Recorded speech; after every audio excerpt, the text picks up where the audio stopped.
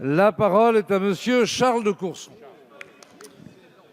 Ma question s'adresse aux ministres, au pluriel, de l'Intérieur et de l'Agriculture. Messieurs les ministres, l'inquiétude des exploitants agricoles et viticoles devant le blocage des discussions sur le futur budget de la politique agricole commune se double d'une exaspération devant la multiplication des vols de toute nature, GPS, tracteurs, carburant, etc. Pour prendre un exemple, dans la nuit du 31 janvier au 1er février, un drame s'est produit à Ambrières, petite commune marnaise située dans ma circonscription. Jean-Louis Leroux, agriculteur de cette commune, a été victime de plus de 50 cambriolages dans les 5 dernières années. Vous entendez bien, messieurs les ministres, 50 cambriolages, dont 4 depuis le 1er janvier. Et cette nuit-là, dès le déclenchement de l'alarme, il a contacté les forces de gendarmerie. Puis, il s'est rendu au-devant des cambrioleurs accompagné de son frère. Hélas, alors que les 2 frères tentaient de retenir les malfaiteurs dans l'attente de la gendarmerie, un coup de feu est parti et a blessé grièvement l'un des 3 jeunes voleurs, sans que Jean-Louis Leroux ait eu l'intention de blesser quiconque. Devant un tel drame, qui aurait pu survenir à n'importe quel endroit de notre territoire national, quelles mesures compte prendre le gouvernement pour éviter que d'autres drames de cette nature ne surviennent? D'autre part, le gouvernement peut-il faire le point devant la représentation nationale sur l'état des négociations relatives au budget de l'Union européenne et en particulier sur le budget de la politique agricole commune? Merci, monsieur le député. La parole est à monsieur Christophe Castaner, ministre de l'Intérieur. Merci, Monsieur le Président, Mesdames, Messieurs les députés, Monsieur le député Charles de Courson. Vous avez raison d'évoquer ces tensions permanentes que subit le monde agricole, et notamment du fait de vols divers dont ils peuvent faire l'objet. L'année dernière, en 2019, ce sont 7500 faits de vol et plus de 1600 cambriolages qui ont touché spécifiquement le monde agricole. Quelquefois à travers des filières organisées.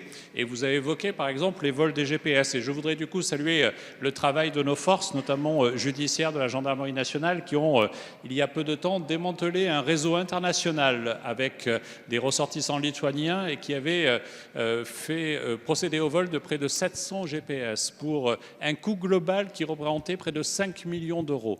On voit comment on a une criminalité internationale qui est organisée et des vols qui se multiplient, qu'il s'agisse de matériel, mais aussi d'animaux, voire de production agricole, et c'est la raison pour laquelle il nous faut agir sur ce sujet. Se rajoutent à cela des intrusions.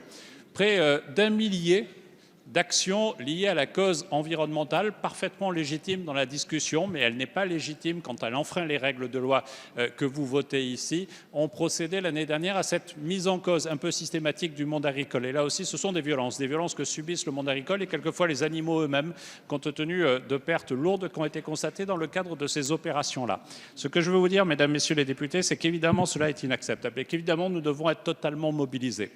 D'abord, nos forces, et la gendarmerie en particulier, le sont. Près de 2000 gendarmes sont spécialisés aujourd'hui dans l'accompagnement du monde agricole, non pas à temps plein, mais dans l'accompagnement du monde agricole pour faire en sorte qu'une meilleure sécurité puisse être garantie, pour que des communications directes puissent avoir lieu.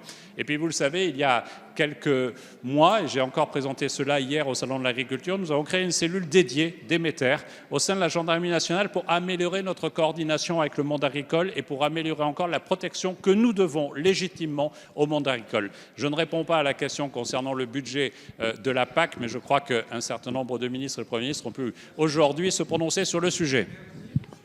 Ministre. Monsieur le député. Monsieur le ministre, l'opération Déméter, monsieur Leroux, il avait, en liaison avec la gendarmerie, équipé sa ferme, puisqu'il n'habitait pas dans la ferme, de caméras. Et c'est grâce à ces caméras qui se sont déclenchées qu'il est venu, qu'il a averti tout de suite avant d'y aller la gendarmerie, mais qui est arrivé un peu après eux, puisqu'ils ont un temps de trajet plus important.